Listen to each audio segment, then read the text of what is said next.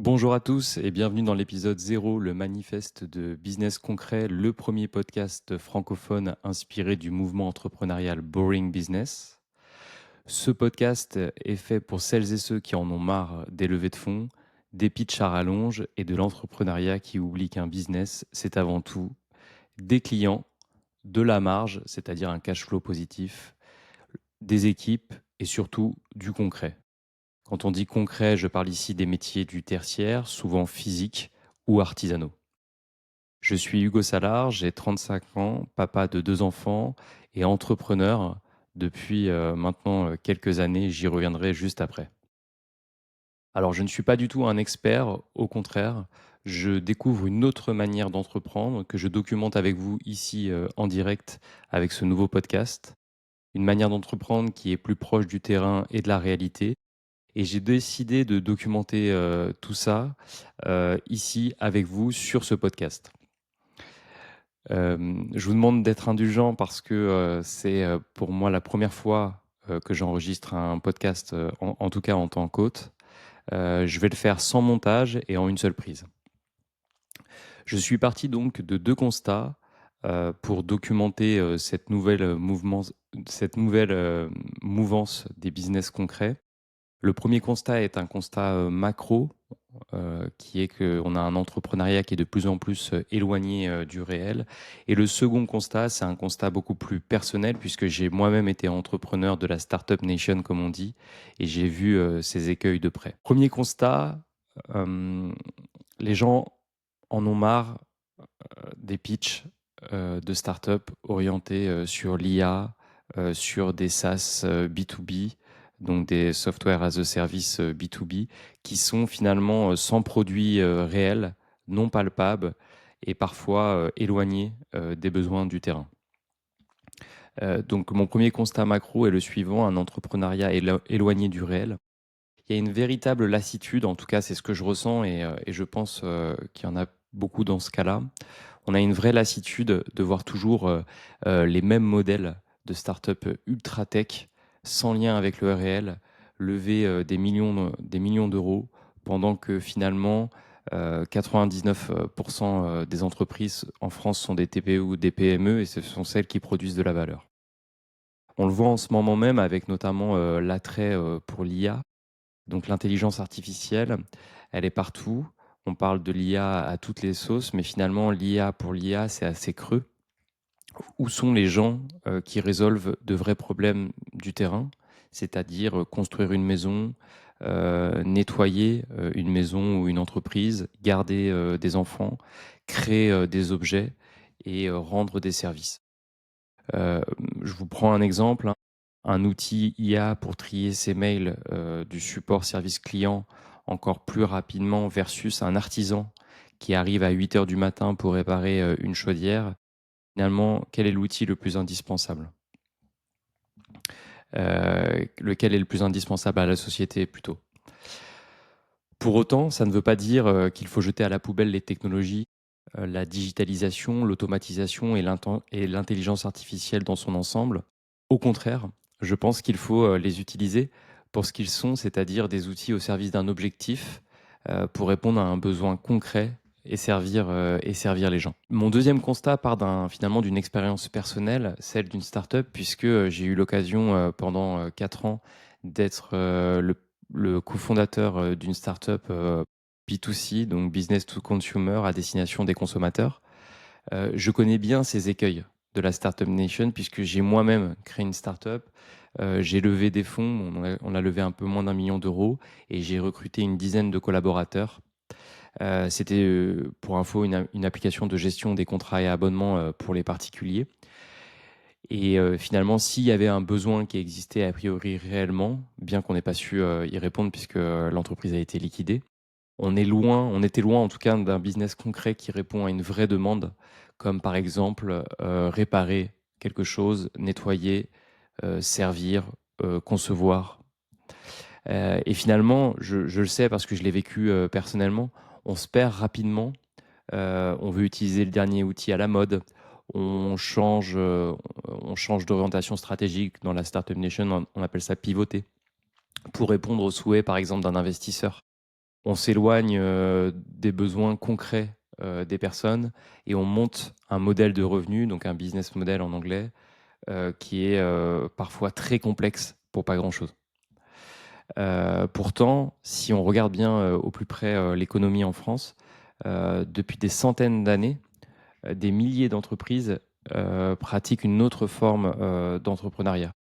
En France, par exemple, on compte 3,5 millions de TPE, donc de très petites entreprises. Je crois que c'est moins de 10 ou 5 salariés, dont une immense majorité dans les secteurs de l'artisanat, des services à la personne ou du BTP.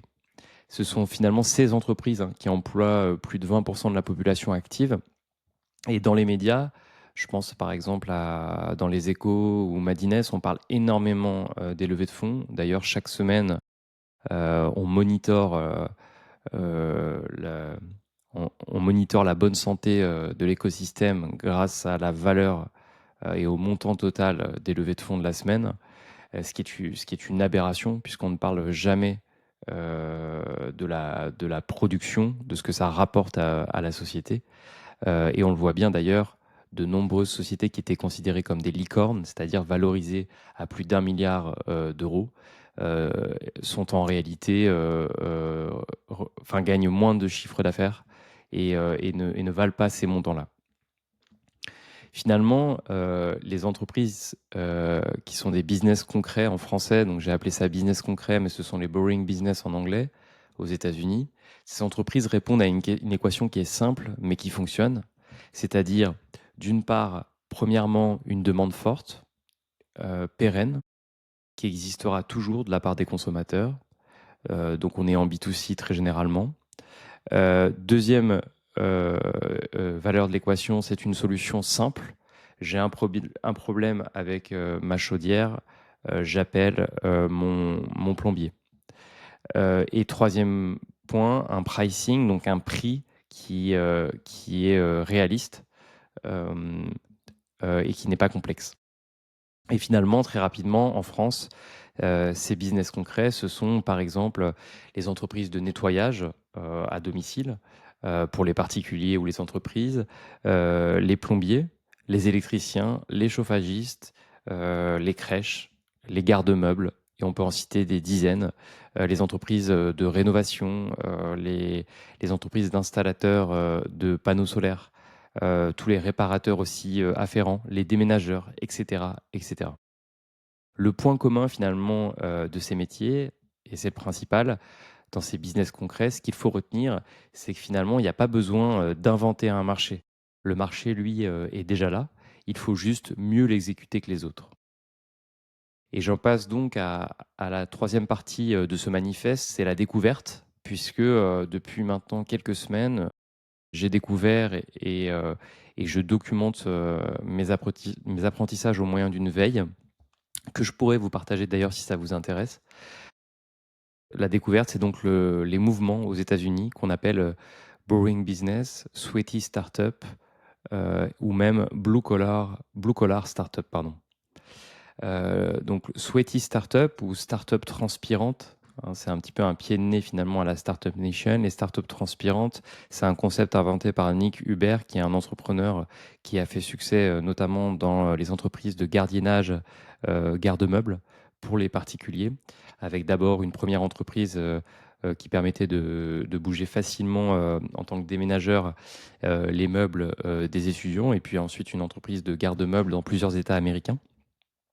Donc ça, c'est le concept de Sweaty Startup qui vient justement parler de cette mouvance des entreprises plus concrètes, artisanales, voire même physiques. On a aussi donc le mouvement Collar Startup, donc les startups d'école bleue finalement, en opposition aux cols blancs qui sont dans les bureaux euh, et qu'on oppose aux cols bleus qui sont plutôt les ouvriers. Mais on vient adosser le terme de startup, blue collar startup. Pourquoi? J'en reparlerai pardon, juste après, mais parce qu'on vient mettre en place certaines techniques des startups pour optimiser et améliorer les métiers col bleu, donc ceux des ouvriers.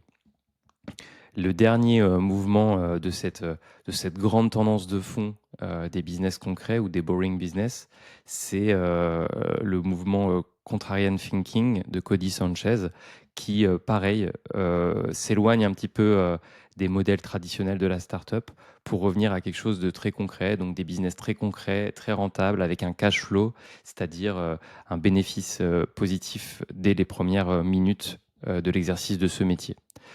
C'est quelque chose qui me parle énormément puisque moi-même, j'ai créé une startup pendant 4 ans et j'ai levé des fonds pour cette startup sans être rentable une seule seconde pendant 4 ans. Leur idée derrière tout ça, elle est assez simple. C'est que les vraies opportunités ne sont pas dans la nouveauté, au contraire, mais dans les business que personne ne veut faire. Et on retrouve là la définition donc, de boring business, c'est-à-dire business entreprise ennuyante finalement. Ce sont des entreprises qui sont donc la définition même de boring business, je suis allé vous la chercher sur notre ami ChatGPT. Ce sont des entreprises qui sont souvent physiques, peu sexy, artisanales parfois, mais ultra rentables, stables et très utiles à la société. Donc, une fois de plus, quelques exemples pour illustrer le propos. On pense ici aux entreprises de stockage, donc garde-meubles par exemple, aux entreprises de nettoyage professionnel, aux entreprises donc de maintenance. Ça peut être installation et maintenance d'alarmes, installation et maintenance de panneaux solaires, installation et maintenance de chauffage, de pompes à chaleur, etc., etc.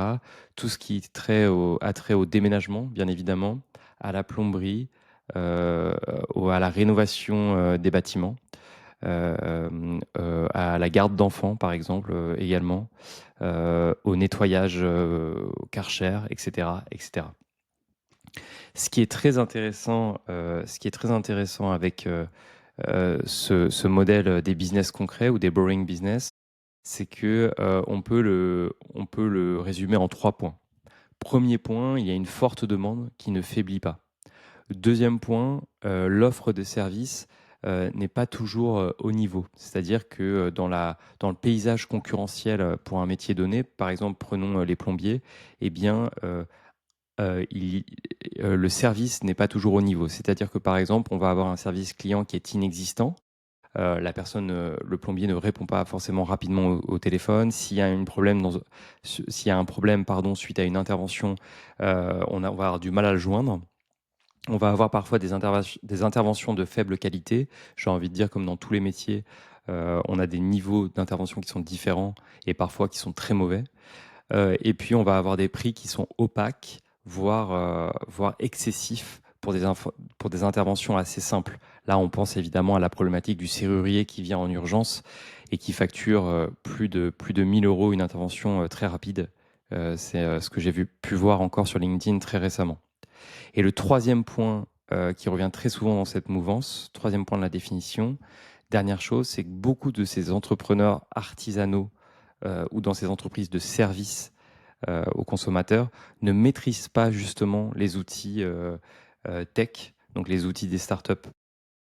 Et si on prend donc l'exemple du plombier et qu'on reprend ces 3 points, on peut très vite imaginer comment optimiser et rendre encore plus efficace euh, un business concret. Donc je reprends l'exemple du plombier. Premier point, il y a une forte demande qui ne faiblit pas.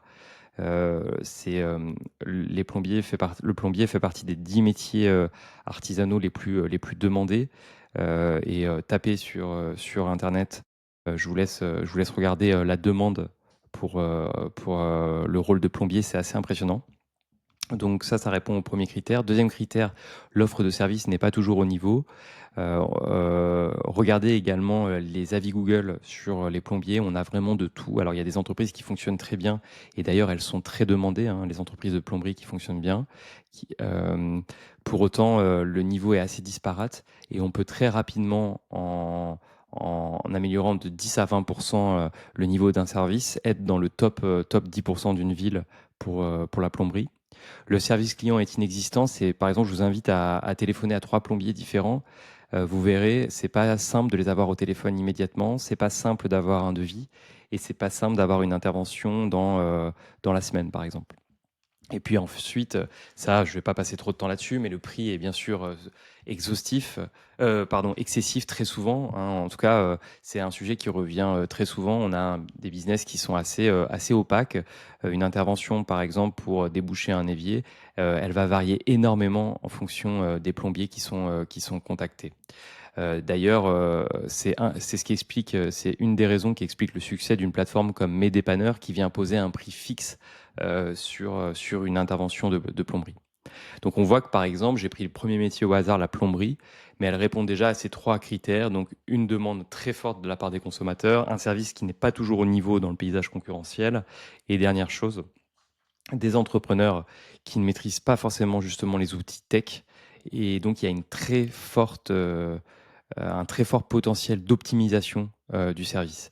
Et là, toujours dans mon exemple du plombier, par exemple, on peut penser qu'un plombier qui fait un site internet propre, bien référencé en termes de SEO, donc pour être bien référencé en première page de Google, qui met en place un Calendly, c'est-à-dire un outil gratuit qui permet de prendre rendez-vous très facilement, qui envoie un devis en ligne avant l'intervention, voire qui, dans un formulaire, permet de préqualifier la demande, eh bien, là, on peut penser que ce plombier, très rapidement, pourra répondre aux besoins plus rapidement que les autres euh, et donc avoir une croissance et gagner plus d'argent finalement que les autres plombiers. Je continue. Donc aux États-Unis, des entrepreneurs rachètent par exemple des entreprises de traitement anti-nuisibles, de location de bennes, de sablage industriel. On va encore plus loin finalement dans des métiers de niche et finalement ces entrepreneurs en font des machines à cash assez rapidement.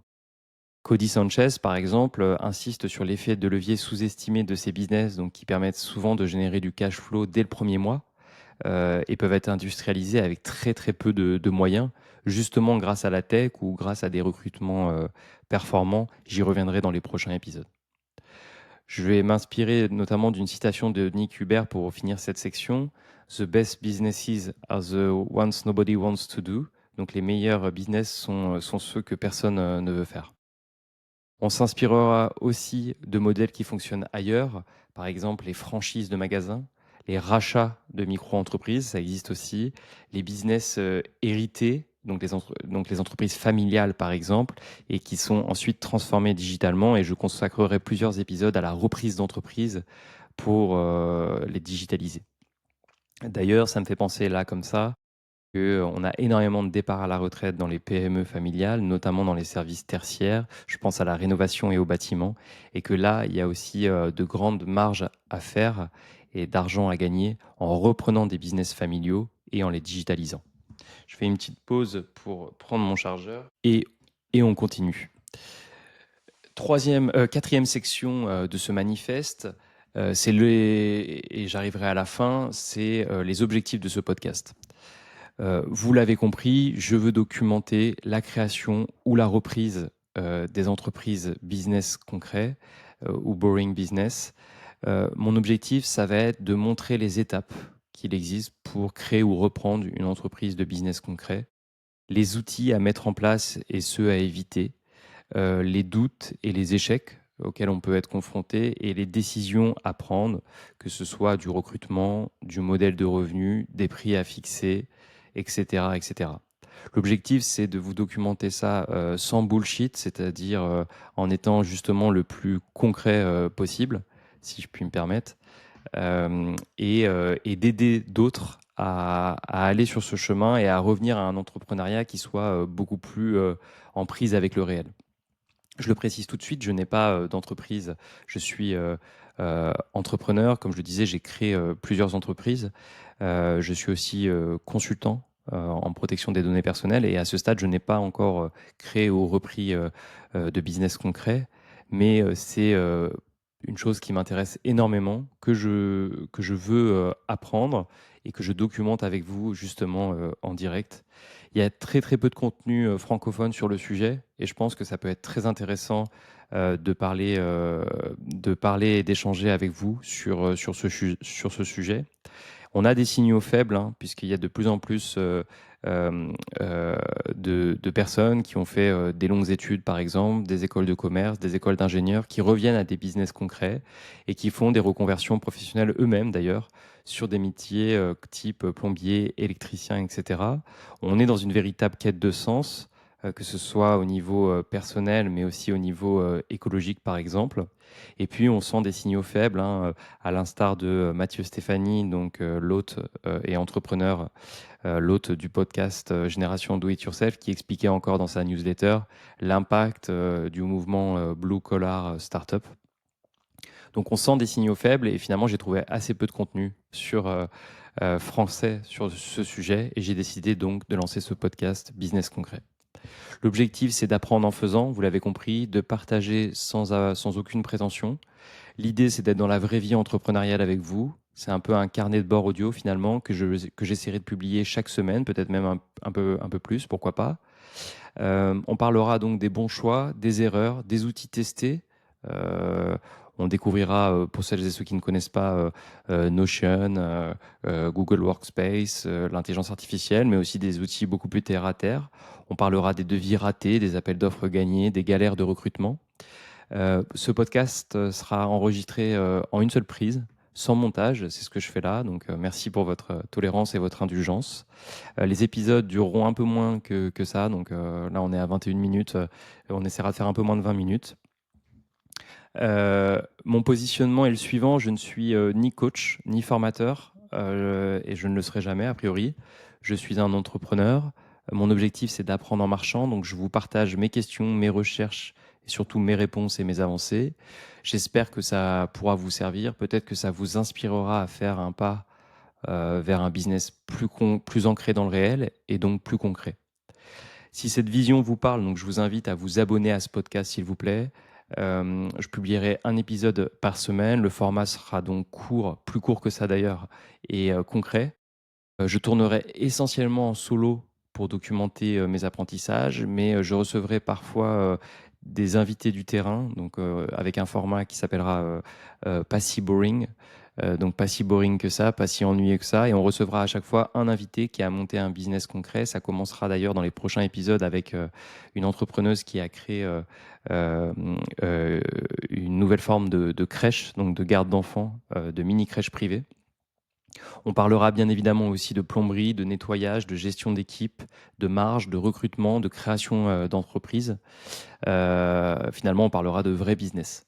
Mais on n'enlèvera pas non plus les sujets liés à la digitalisation, à l'automatisation, à l'intelligence artificielle, mais toujours au service du concret, vous l'avez compris. Et si vous avez vous-même une entreprise utile, rentable et concrète, n'hésitez pas à me faire signe, n'hésitez pas, je peux vous inviter justement à venir échanger sur ce sujet qui me passionne depuis maintenant plusieurs mois. Merci beaucoup d'avoir écouté le premier épisode de Business Concret. N'hésitez pas à laisser une note absolument, s'il vous plaît, à partager ce podcast autour de vous ou même à m'écrire si vous avez des retours pour améliorer suite à ce premier épisode. Surtout, laissez une note dans Apple Podcast, Deezer ou Spotify et voir un commentaire. C'est ça qui nous aide à être plus connus finalement et à partager voilà, ce qu'on apprend sur cette mouvance des Boring Business. Merci beaucoup pour votre écoute et à la semaine prochaine pour l'épisode 1, le vrai, de Business Concret. Merci.